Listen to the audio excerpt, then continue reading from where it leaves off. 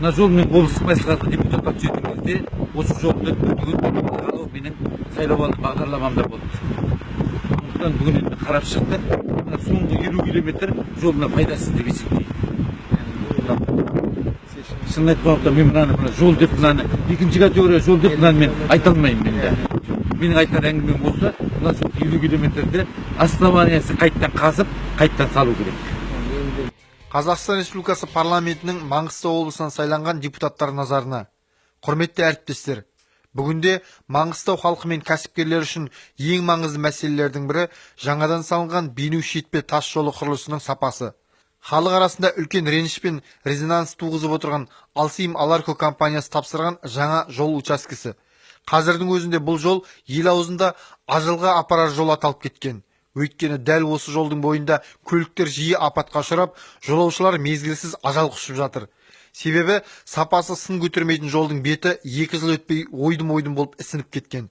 2012 жылы Алсим Аларко компаниясы осы жолдың 4 учаскесі бойынша жалпы құны 25 миллиард 648 миллион теңге көлемінде жұмыс атқарған. Нақты айтқанда, бірінші учаскеде 372 шақырымнан 422 шақырымға дейін, екінші учаскеде 422 шақырымнан 472 шақырымға дейін және 472 шақырымнан 514 шақырымға дейін, төртінші учаскеде 574 шақырымнан 632 шақырымға дейінгі бөлігі төселген. 2014 жылдың аяғында осы учаскелерді тапсырғанда халықтың қуанышында шек болған жоқ. Себебі бұл жол Маңғыстау облысының құрлықтағы жалғыз қақпасы, жалғыз көпірі. Алайда бір жыл өткен соң жолдың сапасы тым нашарлай бастады. Осыған орай Маңғыстау облысы мәслихатының депутаты, өлке тұрғын ретінде және осы тас жол құрылысының аяқталуы менің сайлауалды бағдарламамның бір бағыты болғандықтан, биыл Алсим Аларко компаниясы жұмыс атқарған учаскелердің сапасына мониторинг жүргізуге арнайы топ құрып, жолдың сапасын тексердік.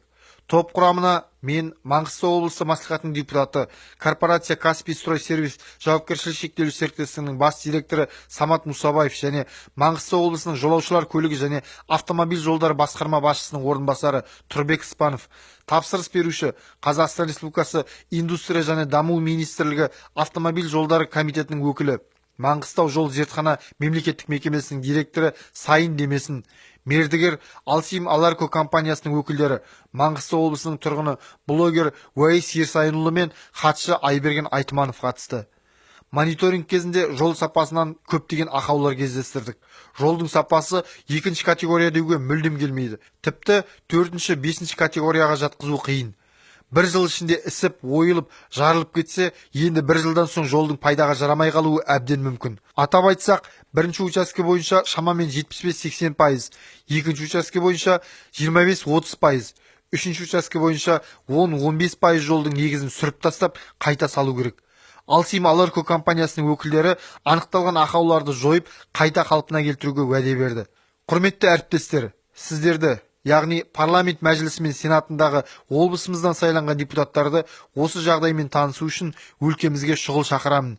Халықтың салығына, мемлекеттің бюджетіне салынған жолдың қаражаты жеке қалталарда, бейнеті мен азабы елдің еншісінде қалып қоймауын қадағалайық. Өйткені республикалық маңызы бар тас жолдың мәселесі тек облыстың ғана емес, мемлекетіміздің мәселесі.